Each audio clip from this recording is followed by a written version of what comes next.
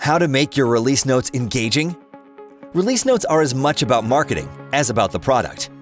They are an opportunity to communicate with your customers and internal stakeholders.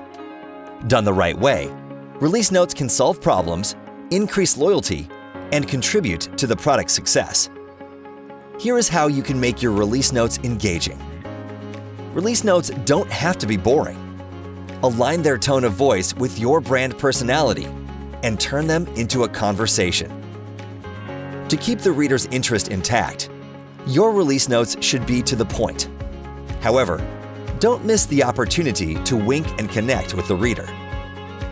Release notes should feel like two equals having a quick conversation with each other, devoid of any jargon.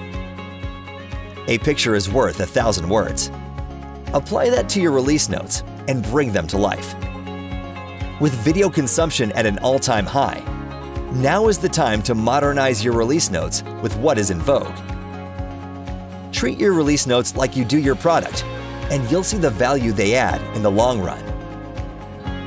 Visit Amoeboids.com now to learn more about the automated release notes app for Jira.